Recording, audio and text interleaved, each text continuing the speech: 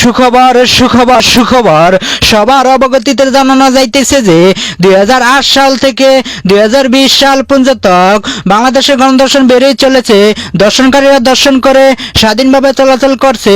এর মধ্যে বেশিরভাগই ছাত্রলীগের পোলাপান। এর পরিপ্রেক্ষিতে সাধারণ জনগণ বিক্ষোভ মিছিল আন্দোলন ও প্রধানমন্ত্রীর কাছে নোটিশ পাঠালে প্রধানমন্ত্রী এগুলো আমলে নেয়নি।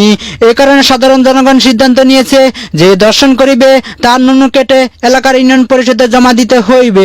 মনে রাখিবেন, আপনি যদি দর্শনকারী নুনু কেটে এলাকার ইউনিয়ন পরিষদে জমা না দিয়ে আনাচে কানাচে চিপা চাপা পকেটে রাখিয়া দেন, তাহলে আপনার জন্য দীর্ঘস্থায়ী শাস্তি ও নগদ 5,000 টাকা জরিমানা করা হইবে। মনে রাখবেন, দর্শনকারী নুনু রাষ্ট্রীয় সম্পদ, সুতরাং রাষ্ট্রীয় সম্পদ রাষ্ট্রের কাছে পৌঁছে দিন। তারই সাথে সাথে জানানো যাইতেছে যে যারা দর্শন করিবে তাদের জন্য নতুন একটি সুখবর। সুখবর হলো, যারা দর্শন করিবে তাদের জন্য একটি নতুন চিড়িয়াখানা খোলা হবে। চিড়িয়াখানার নাম হবে ছাত্রলীগ নুনুকাটা চিড়িয়াখানা ভবন। এই চিড়িয়াখানায় যে দর্শক নামের নরপশুরা বসবাস করিবে তাদের জন্য খানা দানা সবকিছু ফ্রিতে চলিবে।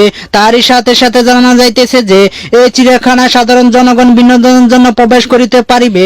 এই টিকিটও কর্তৃপক্ষ বহন করিবে। যেহেতু কর্তৃপক্ষ আপনার টিকিট বহন করিবে, তার জন্য আপনার একটি দায়িত্ব পালন করিতে হইবে। সেটা হলো, প্রথম গেট দিয়ে প্রবেশ করার সাথে সাথে দর্শক নামে যে নরপশুরা বসবাস করিবে তাদের বিচির উপরে 2টা করে হাতুড়া দিয়ে বাড়ি দিতে হইবে। তারপরে বের হওয়ার পরে ঠিক একই কাজ আপনাকে করিতে হবে।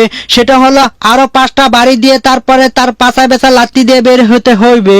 এগুলা দায়িত্ব আপনার অবশ্যই পালন করিতে হবে। যদি এই দায়িত্বগুলো আপনি পালন না করেন তাহলে আপনার জরিমানা করা হইবে। তারই সাথে সাথে এলাকার মা বোনদের উদ্দেশ্য করে এলাকার মুরব্বী চাচারা বলিয়া গিয়েছেন, ভয়কে জয় করে সামনের দিকে এগিয়ে চলিতে। এমনকি যারা দর্শন করার চেষ্টা করিবে তাদের নুনু কেটে এলাকার ইউনিয়ন পরিষদে অবশ্যই জমা দিতে হইবে।